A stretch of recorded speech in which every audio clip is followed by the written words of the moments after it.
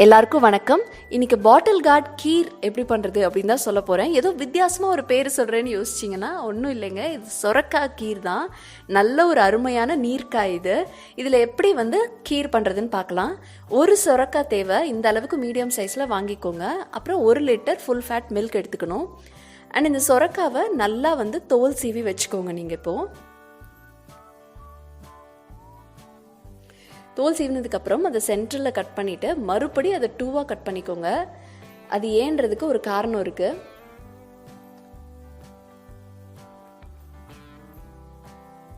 இதில் இந்த சென்டரில் இருக்குது பார்த்தீங்களா விதை, அதை எடுத்துடணும். அந்த விதை நமக்கு வேண்டாம், அதனால அதை நான் நல்லா எடுத்துட்டேன். ஸ்பூன் யூஸ் பண்ணி எடுத்திருக்கேன். அது மட்டும் இல்லாமல் எடுத்ததுக்கப்புறம் அதை நல்லா துருவிக்கிறேன். நான் அந்த 4 பீஸ் இருந்துச்சு இல்லையா, அதை நல்லா இந்த மாதிரி குட்டி குட்டியாக துருவி வச்சுக்கிறேன். இது நீர்க்காய் அப்படிங்கிறதுனால நிறைய தண்ணி இருக்கும். ஸோ ஒரு ஸ்டைனரில் போட்டு நல்லா அதை வடிகட்டிடுங்க. தண்ணியை ஓரளவுக்கு, ரொம்ப வடிகட்ட முடியாது, ஓரளவுக்கு வடிகட்டிக்கோங்க.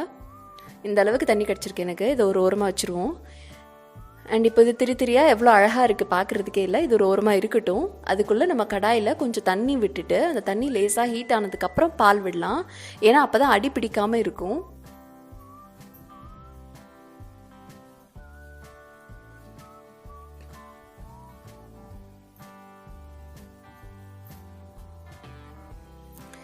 பால் இப்போ நல்லா பொங்கி வந்துருச்சு. ஸோ இந்த டைமில் இது இருக்கட்டும், இது கொஞ்சம் கொதிக்கட்டும். அதுக்குள்ளே நம்ம ஒரு கடாயில் ஒரு 1.5 ஸ்பூன் அளவுக்கு நெய் விட்டுக்கலாம். அதில் நம்ம திருவி வச்சுருக்க இந்த சொரக்காவை வதக்கணும். அந்த நெய்யில் நல்லா ஒரு 2-3 மினிட்ஸ் வரைக்கும் நீங்கள் வதக்கலாம். கொஞ்சம் வேகாமல் ஒரு ஸ்டேஜுக்கு வந்துடுது. அந்த டைமில் தான் நீங்கள் இதை ஆஃப் பண்ணணும். இது இந்த மாதிரி திருவிட்டு நீங்கள் வதக்கி செஞ்சீங்க அப்படின்னு சொன்னால் அந்த கீரில் அப்படி திரியாக அது மிதக்கும். ஸோ நல்லாயிருக்கும் குடிக்கும்போது. ஒருவேளை இந்த மாதிரி வேணான்னு நீங்கள் ஃபீல் பண்ணிங்கன்னா இதை நல்லா அரைச்சிட்டு அதுக்கப்புறம் நீங்கள் நெய்யில் வதக்கலாம்.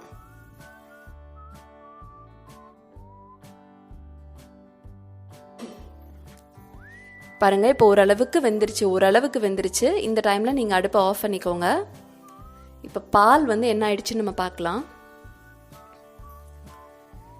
பாலும் ஓரளவுக்கு வத்திருக்கு. அதாவது ஒரு 1 லிட்டர் பால் 3/4 லிட்டர் அளவுக்கு எனக்கு வத்திடுச்சு. இந்த டைமில் நான் வதக்கி வச்சுருக்க இந்த சொரக்காவை அதில் சேர்த்துட்டு நல்லா கிண்டி விட்டுக்கோங்க.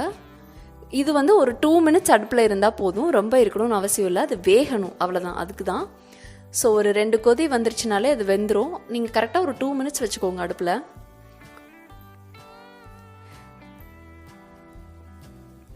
பாருங்கள், இப்போ நல்லா கொதிக்க ஆரம்பிச்சிடுச்சு.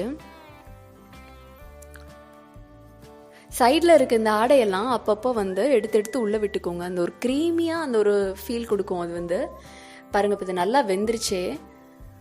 இப்போ நீங்கள் சுகர் ஆட் பண்ணலாம். இதில் ஒரு 1 கப் அளவுக்கு சுகர் ஆட் பண்ணிக்கலாம். நான் இந்த டம்ளரில் 1 டம்ளர் ஆட் பண்ணியிருக்கேன். உங்களுக்கு கொஞ்சம் அதிகமாக வேணும்னா இன்னும் கொஞ்சம் கூட போட்டுக்கலாம். நீங்கள் சுவைக்கு ஏற்ப தான் சுகர் போட்டுக்கணும். ஸோ இது இந்த சுகர் நல்லா கரையணும். மேக்ஸிமம் ஒரு 1 மினிட்ல கரைஞ்சிரும். சைடில் இருக்க ஆடையை நல்லா இழுத்து விட்டுக்கோங்க, அவ்வளோதான். ஸோ இப்போ இது கொஞ்சம் கொதிச்சு வந்தாலே போதும், ரொம்ப கொதிச்சு வத்தணும்னு அவசியம் இல்லை. இப்போ நீங்கள் நெய்யில் ஃப்ளேவர்ஸ் ரெடி பண்ணலாம். நெய்யில் கொஞ்சம் முந்திரியும் கிஸ்மிஸையும் நல்லா வறுத்துட்டு நம்ம செஞ்சிட்ருக்க அந்த கீரில் ஆட் பண்ணிடுங்க. அவ்வளோதான், ரெடி ஆயிடுச்சு. ரொம்ப ரொம்ப ருசியான கீர், சொரக்காய் கீர் ரெடி ஆயிடுச்சு. இதே மாதிரி நீங்கள் இதை இப்போ நம்ம அது சொரக்காயில் செஞ்சுருக்கோம் இல்லையா, இதே மாதிரி நீங்கள் வெள்ளை பூசணிலையும் செய்யலாம், சிகப்பு பூசணிலையும் செய்யலாம். அதாவது ஒயிட் பம்ப்கின், ரெட் பம்ப்கின் ரெண்டுலேயுமே இதே மாதிரி நீங்கள் செய்யலாம். ரொம்ப ரொம்ப டேஸ்ட்டாக இருக்கும் இந்த கீர். ஸோ ஃபைனலி நான் மேலே பிஸ்தாஸ்லாம் தூவி அதை டெக்கரேட் பண்ணிக்கிறேன். ரொம்ப ருசியாக இருக்கும். இது நீங்கள் சாப்பிட்டு பாருங்கள். இது சிலருக்கு ஹாட்டாக குடித்தா பிடிக்கும், ஆனால் எனக்கு கூலாக குடித்தா தான் பிடிக்கும். அதனால நான் இதை செஞ்சுட்டு ஃப்ரிட்ஜில் வச்சுடுவேன். அதுக்கப்புறமேட்டு தான் அதை குடிப்பேன். ரொம்ப டேஸ்ட்டாக இருக்கும் கூலாக இருக்கும்போது. ஏன்னா அந்த நெய்யெல்லாம் லைட்டாக அப்படியே கிறிஸ்டல்ஸ் மாதிரி மிதக்கும். ஸோ அவ்வளோ எம்மியாக இருக்கும். இது குடித்தவங்க எல்லாருக்குமே ரொம்ப பிடிக்கும். ட்ரை பண்ணி பாருங்கள். ட்ரை பண்ணி பார்த்துட்டு உங்கள் கமெண்ட்ஸை கண்டிப்பாக கமெண்ட் செக்ஷனில் போடுங்க.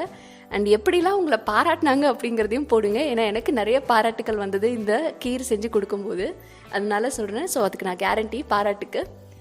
ட்ரை பண்ணி பார்த்துட்டு சொல்லுங்கள். அண்ட் லைக் பண்ணுங்கள், ஷேர் பண்ணுங்கள். இன்னும் புது ரெசிபீஸ் நிறையா தெரிஞ்சுக்க சப்ஸ்கிரைப் பண்ணுங்கள் PowerGlass ப்ரொடக்ஷன்ஸை. And this is me Priya Vinod signing off here. Take care. By.